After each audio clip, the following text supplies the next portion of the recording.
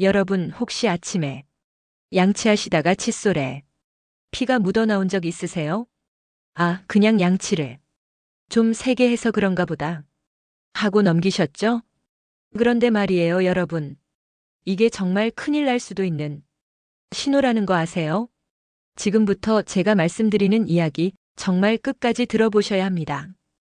왜냐하면 이게 단순히 입안 문제가 아니라 목숨과도 직결될 수 있는 중요한 문제거든요. 요즘 뉴스 보셨어요? 우리나라에서 암하고 심장병 다음으로 세 번째로 많이 돌아가시는 병이 뭔지 아세요? 바로 폐렴입니다. 그것도 10년 전하고 비교하면 2배 반이나 더 늘었다고 해요. 그런데 더 놀라운 건 말이에요. 이 폐렴이 입안 세균 때문에 생길 수도 있다는 겁니다. 믿기시나요? 자, 오늘 제가 여러분께 꼭 말씀드리고 싶은 건 이겁니다. 잇몸에서 피가 나는 거 절대로 가볍게 보시면 안 된다는 거예요. 왜 그런지, 어떻게 관리해야 하는지 지금부터 천천히 하나하나 쉽게 풀어서 말씀드릴게요.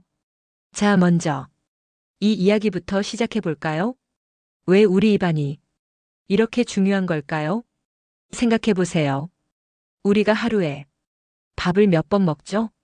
보통 3번 먹잖아요. 그럼 간식도 드시고 물도 마시고 말도 하고 그러잖아요.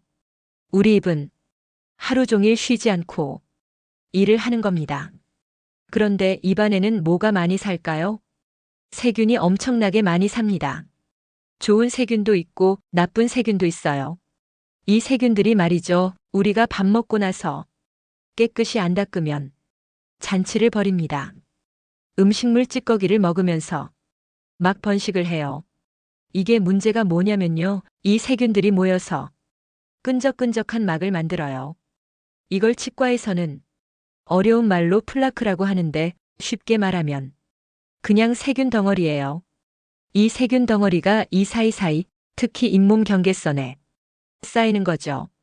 자, 여기서 중요한 게 나옵니다. 잇몸이라는 게 뭘까요? 이를 감싸고 있는 살이잖아요. 그 안에는 아주 가느다란 핏줄들이 거미줄처럼 촘촘하게 깔려 있어요. 이 핏줄들은 우리 잇몸에 영향을 주고 산소를 공급해주는 역할을 합니다. 그런데 세균 덩어리가 이 잇몸에 계속 붙어 있으면 어떻게 될까요? 잇몸이 붓기 시작합니다. 마치 우리 손가락에 가시가 박혔을 때 빨갛게 붓는 것처럼요. 이게 바로 염증이라는 겁니다. 염증이 생기면 잇몸의 핏줄들이 약해져요. 그래서 칫솔로 살짝만 건드려도 피가 나는 거예요. 아, 칫솔이 너무 세서 그런가? 이렇게 생각하시는 분들 많으신데 사실은 잇몸이 이미 아파하고 있다는 신호인 겁니다. 자, 그럼 이제 여기서부터가 정말 중요합니다. 잘 들어보세요. 입안에서 생긴 염증이 왜 폐렴까지 연결될까요? 우리가 밥을 먹을 때를 생각해 보세요. 국을 떠먹다가 갑자기 기침이 나온 적 있으시죠? 아이고, 살에 들렸네 하시잖아요. 이게 뭐냐면 음식이 식도로 가야 하는데 실수로 기도로 들어간 거예요. 젊을 때는 이런 일이 잘 안 생겨요. 왜냐하면 우리 목에 있는 문지기가 똑 부러지게 일을 하거든요. 음식은 식도로, 공기는 기도로 정확하게 보내주죠. 그런데 나이가 들면 이 문지기가 좀 느려집니다. 반응이 둔해지는 거예요. 그래서 어르신들은 식사하실 때 사례가 더 자주 들리시는 겁니다. 이게 단순히 불편한 게 아니에요. 음식이 기도로 들어가면 그 안에 있는 세균도 같이 들어가거든요. 이제 퍼즐이 맞춰지시나요? 입안에 세균이 많으면 살에 들릴 때 그 세균들이 목구멍을 타고 기도로 쑥 들어가는 거예요. 그리고 그 세균들이 폐까지 내려가서 염증을 일으키는 겁니다. 이게 바로 흡인성 폐렴이라는 거예요. 특히 잇몸병이 심한 분들은 입안에 나쁜 세균이 엄청나게 많습니다. 연구 결과를 보니까요, 잇몸병이 있는 분들이 폐렴에 걸릴 위험이 훨씬 높다고 해요. 반대로 입안을 깨끗하게 관리하신 분들은 폐렴 위험이 확 줄어든다고 합니다. 생각해 보세요. 입안 세균이 폐까지 가서 문제를 일으킨다니 참 신기하죠? 그런데 이게 사실입니다. 우리 몸은 다 연결되어 있거든요. 여기서 한 가지 더 말씀드릴게요. 왜 나이 드신 분들이 특히 위험할까요? 첫째, 아까 말씀드렸듯이 사례가 잘 들려요. 음식물이 기도로 잘못 넘어갈 위험이 큽니다. 둘째, 침이 줄어듭니다. 침이라는 게 단순히 음식을 삼키는 걸 도와주기만 하는 게 아니에요. 침 속에는 세균을 죽이는 물질도 들어있거든요. 그런데 나이가 들면 침이 잘 안 나와요. 특히 밤에 주무실 때는 더더욱 안 나오죠. 그래서 아침에 일어나면 입안이 텁텁하고 냄새가 나는 거예요. 셋째, 우리 몸의 방어력이 약해집니다. 젊을 때는 세균이 들어와도 우리 몸이 금방 물리쳐요. 그런데 나이가 들면 이 방어 시스템이 느려집니다. 그래서 같은 세균이 들어와도 더 큰 병이 되는 거죠. 넷째, 잇몸뼈 자체가 약해집니다. 치아를 잡아주는 뼈가 점점 녹아내려요. 그래서 이가 흔들리고 심하면 빠지기도 하죠. 이런 상태에서는 세균이 더 깊숙이 들어갈 수 있습니다. 자, 이제 여러분들께서 그래서 어떻게 하라는 건데? 하고 궁금해 하시겠죠? 걱정 마세요. 지금부터 제가 실천 방법을 알려드릴 테니까요. 어렵지 않습니다. 조금만 신경 쓰시면 돼요. 먼저 양치를 제대로 해야 합니다. 에이, 나 평생 양치질 해왔는데 그것도 못해? 이렇게 생각하실 수 있어요. 그런데 제대로 하는 게 생각보다 어렵습니다. 양치할 때 가장 중요한 부분이 어디일까요? 바로 이와 잇몸이 만나는 경계선이에요. 여기가 세균이 제일 많이 모이는 곳입니다. 그런데 대부분의 분들이 이쪽을 대충 닦으세요. 이 표면만 쓱쓱 닦고 마는 거죠. 칫솔을 잡을 때 연필 잡듯이 가볍게 잡으세요. 주먹으로 꽉 쥐시면 힘이 너무 많이 들어가요. 그리고 칫솔모를 잇몸 쪽에 비스듬히 대세요. 각도로 따지면 45도 정도? 그냥 쉽게 생각하시면 칫솔모가 잇몸과 이 사이에 조금 들어가도록 되는 거예요. 그 다음에 작게 작게 진동을 주세요. 막 문지르는 게 아니라 그 자리에서 살살 떨듯이 움직이는 겁니다. 5번에서 10번 정도. 그리고 나서 칫솔을 잇몸에서 이쪽으로 쓸어내듯이 돌려주세요. 이렇게 하시면 잇몸 경계선에 붙어 있는 세균 덩어리를 효과적으로 떼어낼 수 있어요. 그런데 힘 조절이 어려우시면 전동 칫솔을 사용하시는 것도 좋아요. 요즘 나온 전동 칫솔들은 너무 세게 누르면 자동으로 멈추기도 하거든요. 연구를 보니까 전동 칫솔 쓰신 분들이 일반 칫솔 쓰신 분들보다 잇몸이 더 좋아졌다고 해요. 양치는 하루에 몇 번 해야 할까요? 기본이 3끼 먹으면 3번이에요. 아침 먹고 점심 먹고 저녁 먹고. 그런데 특히 저녁 양치가 제일 중요합니다. 왜냐하면 밤에 주무실 때 침이 거의 안 나오거든요. 낮에는 말도 하고 물도 마시고 하니까 입안이 계속 씻기는데 밤에는 그게 안 돼요. 그래서 저녁에 깨끗하게 안 닦고 주무시면 세균들이 밤새 파티를 벌입니다. 그리고 식사 후에 언제 닦는 게 좋을까요? 밥 먹고 3분 안에 닦는 게 제일 좋아요. 왜냐하면 음식 찌꺼기가 입안에 오래 있을수록 세균이 더 빨리 번식하거든요. 최소한 2분은 닦으셔야 해요. 30초만 대충 닦고 마시면 안 됩니다. 자, 그 다음으로 중요한 게 뭘까요? 이 사이를 닦는 거예요. 칫솔로는 이 사이가 안 닦입니다. 아무리 열심히 닦아도 칫솔모가 그 좁은 틈 사이로 들어갈 수가 없어요. 그래서 치실이나 이 사이 솔을 꼭 쓰셔야 해요. 에이, 그런 거 쓰면 피나잖아. 하시는 분들 계세요. 맞아요. 처음엔 피가 날 수 있어요. 왜냐하면 그 사이에 염증이 이미 있기 때문입니다. 그런데 계속 깨끗하게 관리하시면 며칠 안에 피가 안 나요. 잇몸이 건강해지는 거예요. 이 사이 솔은 어떻게 고르세요? 자기 이 사이 크기에 맞는 걸 골라야 해요. 너무 큰 걸 억지로 밀어 넣으면 잇몸만 다칩니다. 약국 가시면 크기가 여러 가지 있으니까 약사님께 여쭤보세요. 그리고 가글도 하시면 좋아요. 그런데 여기서 중요한 게 있어요. 알코올 없는 가글을 쓰세요. 알코올이 들어간 가글은 입안을 더 건조하게 만들어요.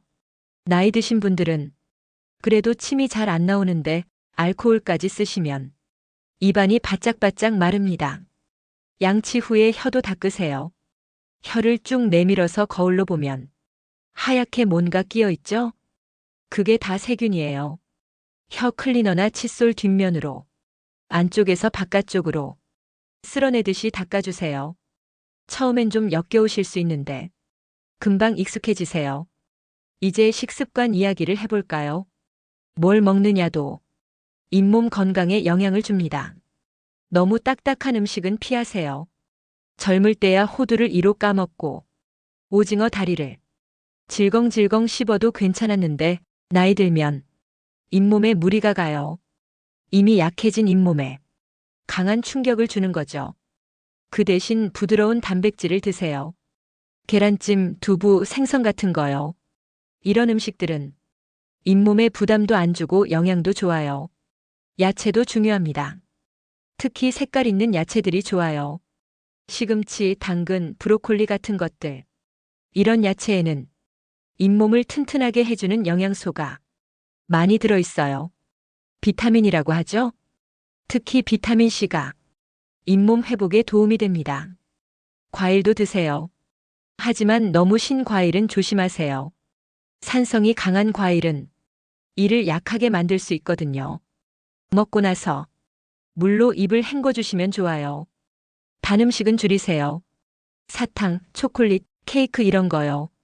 단 음식은 세균이 제일 좋아하는 먹이에요. 단 걸 드시면 세균들이 막 달려들어서 산을 만들어내요.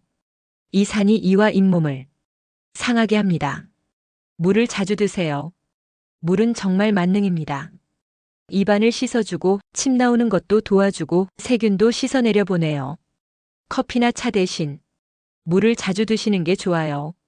뜨거운 음식 조심하세요. 김이 모락모락. 나는 국을 후후 불지 말고 바로 드시는 분들 계시잖아요. 뜨거운 음식은 잇몸을 데이거든요. 데인 잇몸은 더 약해져요. 그리고 술하고 담배는 정말 안 좋습니다. 특히 담배는 잇몸의 핏줄을 망가뜨려요. 그래서 흡연하시는 분들은 잇몸병이 훨씬 심하게 빨리 진행됩니다. 자, 이제 이런 생각 하실 거예요. 그래도 나 평생 이렇게 살아왔는데 괜찮았어. 맞아요. 지금까지는 괜찮으셨을 수 있어요. 그런데 문제는 잇몸병은 아주 천천히 조용히 진행된다는 겁니다. 어느 날 갑자기 하고 아픈 게 아니에요. 처음에는 양치할 때 피가 조금 나는 정도예요. 뭐 별거 아니겠지 하고 넘어가죠. 그러다가 몇 달, 몇 년 지나면 잇몸이 내려가기 시작해요. 입뿌리가 드러나는 거죠. 그럼 찬물이나 찬 바람에 이가 시리기 시작합니다. 그 다음엔 이가 흔들려요. 처음엔 이가 좀 흔들리는 것 같은데? 하는 정도예요. 그런데 점점 심해져서 밥 먹을 때도 불편하고 나중엔 이가 빠집니다. 이가 한두 개 빠지면 그 옆 이가 더 힘을 받아요. 그럼 그 이도 약해지고 결국 도미노처럼 이가 하나씩 빠지게 됩니다. 틀니를 하시면 되긴 하는데 자기 이만 한 게 없잖아요. 틀니는 불편해요. 잘 맞아도 음식 씹는 힘이 자기 이의 3분의 1밖에 안 돼요. 더 무서운 건 뭐냐면요. 이런 상태에서는 입안에 세균이 엄청 많다는 겁니다. 그 세균이 음식 먹다가 기도로 넘어가면 폐렴이 될 수 있어요. 실제로 통계를 보면 잇몸병 심한 분들이 폐렴에 더 잘 걸린다고 해요. 폐렴은 정말 무서운 병입니다. 젊은 사람들은 폐렴 걸려도 약 먹고 쉬면 좋아지는데 나이 드신 분들은 위험해요. 폐렴으로 입원하시면 회복이 느리고 심하면 돌아가시기도 합니다. 그래서 제가 강조하는 겁니다. 잇몸에서 피 나는 거 절대 가볍게 보지 마세요. 만약 지금 이런 증상이 있으시면 꼭 치과에 가보세요. 첫째, 일주일 넘게 양치할 때마다 피가 나요. 둘째, 잇몸이 빨갛고 부어 있어요. 셋째, 이가 조금이라도 흔들려요. 넷째, 잇몸이 내려가서 입뿌리가 보여요. 다섯째, 아침에 일어나면 입냄새가 심해요. 여섯째, 이 사이에 음식이 자꾸 끼어요. 이런 증상이 하나라도 있으면 치과에 가보시는 게 좋아요. 치과 가기 무서워요. 아플 것 같아요. 하시는 분들 많으세요. 이해합니다. 저도 젊었을 때 치과 가기 싫었거든요. 그런데 요즘은 예전이랑 많이 달라요. 웬만한 건 안 아파요. 그리고 초기에 가면 간단하게 끝나요. 스케일링이라고 이에 붙은 딱딱한 때를 떼어내는 것만 하면 되거든요. 이것도 1년에 한 번씩 하면 건강보험 적용돼서 돈도 많이 안 들어요. 그런데 나중에 가면 어떻게 될까요? 이를 뽑아야 하고 임플란트 해야 하고 돈도 엄청 들고 시간도 오래 걸려요. 그러니까 미루지 마시고 빨리 가보세요. 그리고 치과 가시면 선생님께 솔직하게 말씀하세요. 제가 양치할 때 피가 나요. 이가 흔들려요. 여기가 시려요. 이렇게 구체적으로 말씀하시면 선생님이 더 잘 봐주실 수 있어요. 자, 이제 마무리를 해볼까요? 오늘 제가 여러분께 말씀드린 내용 정리해 드릴게요. 입안 건강은 단순히 이 문제가 아니에요. 우리 몸 전체 건강과 연결되어 있습니다. 특히 폐렴처럼 생명을 위협할 수 있는 병과도 관련이 있어요.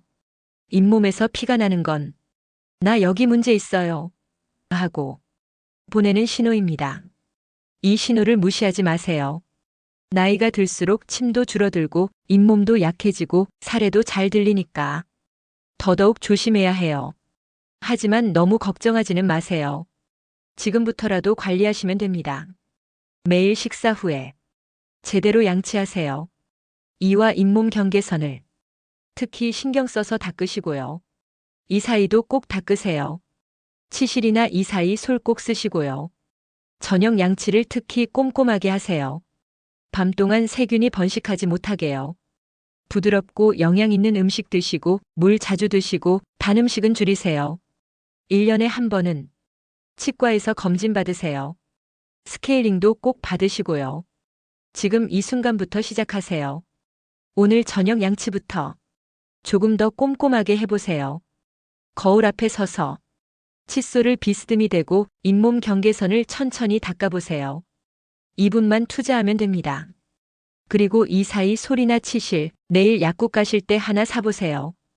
처음엔 서툴러도 괜찮아요. 며칠만 하면 익숙해지실 거예요. 여러분 건강은 하루아침에 만들어지지 않아요.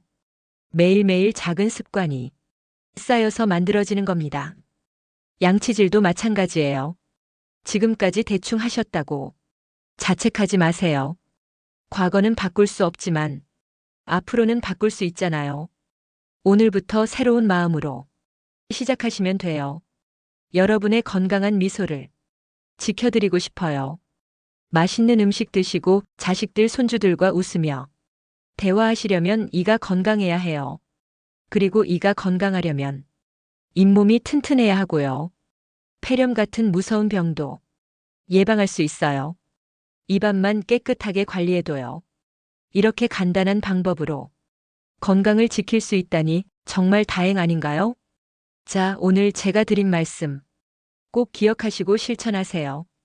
여러분의 건강을 진심으로 응원합니다. 오늘도 좋은 하루 보내세요. 감사합니다.